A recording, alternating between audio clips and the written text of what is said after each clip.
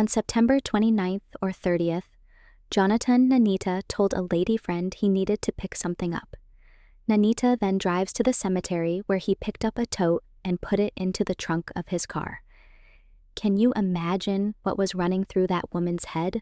I would literally think my days were over if anyone brought me to a cemetery and put a tote in the car. Nanita then drove to 80 Clark Street where he removed the tote and placed it at the abandoned home.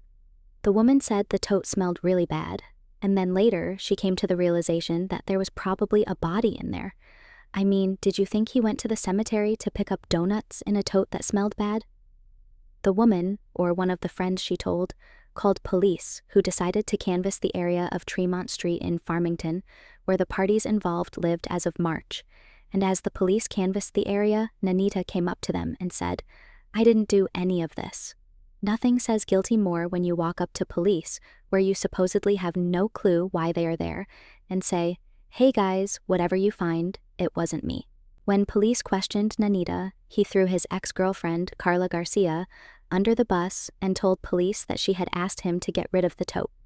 So, according to Nanita, Carla asked him to get rid of it. He had no idea what was inside, but it smelled horrendous, so he takes it to a cemetery and then decides that is not the best place to dispose of a tote, so he picks it up and brings it to an abandoned house.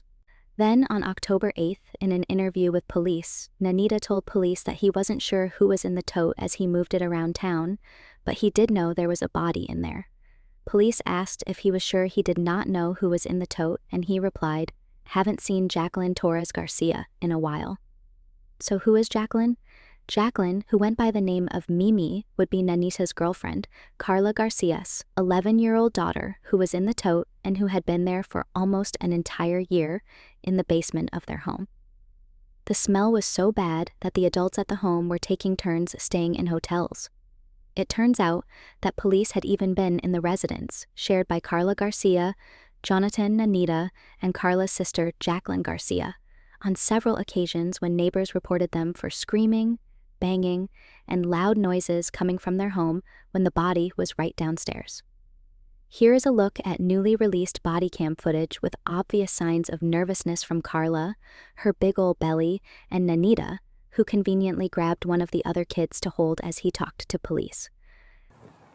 All right, here we go. Good. Everything okay? Yeah. We had a call. There's a lot of noise coming from your apartment. They're always talking. Okay. Everything's good though. Everyone's all right? Yes. Is anyone else home with you? Just the babies and my boyfriend. Okay. Your boyfriend here? Yeah. Can I speak with him? Yeah. Hey! Hey! They just want to make sure everything's okay. You okay? Yeah, I'm just pregnant. Just moods, you know. All right. Hold on to a bit. Hello? He's coming now. Oh, okay. Mind if I come in some more and heat up? Huh? You mind if I come in some more and heat up? Hey, it's going. Good. We just got a call. My good and stuff like that. Everyone's okay? Yeah, my wife's pregnant, so she just be having mood swings. I'll be trying to calm her down. Things happen. I'm at the end, so Okay. it's difficult. All right. Well, I haven't met you guys real quick. I'm just going to write your names down and say I spoke with you and get out of here, okay? Okay. Say hi, baby. Everything's okay. It's okay. How old are you? Say 3. 3? 2? One more? There you go. Say 3. Just want to know we're okay. It's okay. Okay.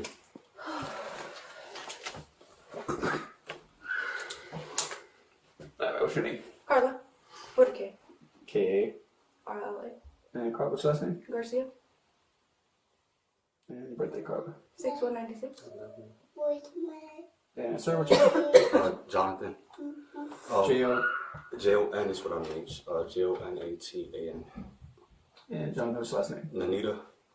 Nanita. And your birthday. 9/29, 1995. Okay. How long you guys been staying here? Almost a year. Yeah. Okay. Things are good. Yeah. Sometimes the walls are, you live in apartments, walls Yeah, are we thin always live with sometimes. twins. Yeah. They've been companions since we first moved here, so Interesting. Something We're first. planning on moving. Okay. we're actually moving. Oh, for real? Yeah, because of that. Yeah, I mean, unfortunately, sometimes with apartments, you really can't choose your neighbors, right? So if someone is living one way, someone lives another way, sometimes it just clashes. So just give me a minute, okay? All right. Let's hang on with that real quick. Pleasure. What's your names? You guys have any other problems with any neighbors or anything like that? Or it's just like noise stuff. Well, just next door, but that's it. Carla, Yeah. Karla. You've been there for a little bit. 6196. Yeah. Last name Good day. Nanita. First name Jonathan. Comments going? Is this your only daughter? You guys got other Oh, kids? sorry. One on the way. I have a son. Son He's too. upstairs. Nice. He's 1. Oh, he just turned 2. I'm sorry. Keep you guys busy. Oh yeah. You guys got a place you're going to? Yeah. Yeah, all right. Where you guys going to? We're gonna move to New Britain. Yeah. It's better. Well, we came from New Britain. It's better over there because we don't have no complaints at all. Yeah, it's a little bit different area. People are a little less likely to want to call for some noise and stuff like that. So. Right. Have a good night. We're out of here. Thank you so much. I appreciate Bye. it. You know, You Sorry. guys have a good No, New Year. sorry. Yeah, I'm sorry. No problem at all. Have a happy holidays. All right. Same to you You guys. too, thanks. Enjoy you guys' night. All right. Sorry. As well. No, Don't no worry problem. about it. It's all good. When police talked to Karla Garcia after identifying the body of Mimi, she initially claimed her daughter was with a friend. We all know that excuse never flies. So next, she claimed that Mimi was angry at her for being pregnant, and she pushed Karla down the stairs, causing the two to both fall down the stairs together, and then Nanita came and stomped on Mimi's head, and then grabbed Mimi by the hair, and she never saw her daughter again. Nanita claimed that when he was released from prison, I know you are all shocked that he had been in prison prior to all of this.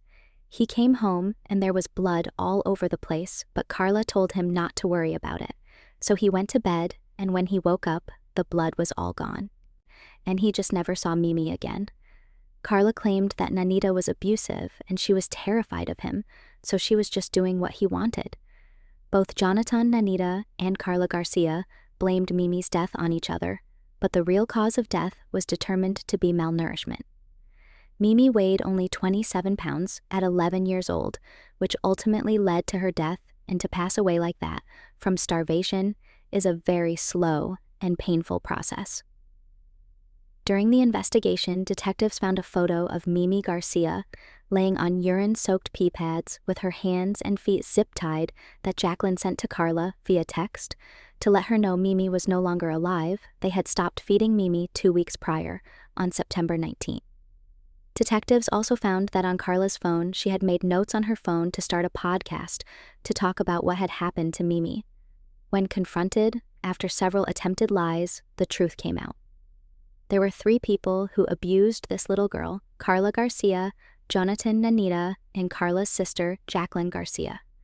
This little girl was often zip-tied, and at one point, Karla Garcia claimed the abuse was actually her daughter, Mimi's fault. She claimed her 11-year-old daughter had 5 boyfriends. She did not listen. She did not respect them. She was hitting other kids and going into people's cars. And Karla Garcia told detectives that she was hurt. Her 11-year-old never needed her, so she would stop speaking to her, stop feeding her, and restrain her with zip ties, like all good parents do.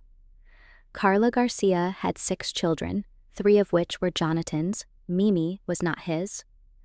Jacqueline, Karla's sister, gave an interview with police where she urinated in her pants and slurred her words, claiming it was Nanita who was abusive. On her second interview with police, Jacqueline admitted that she had been the one to take the photo of Mimi laying on the potty pad, on urine, with her hands and feet zip-tied to let her sister know that Mimi had passed away.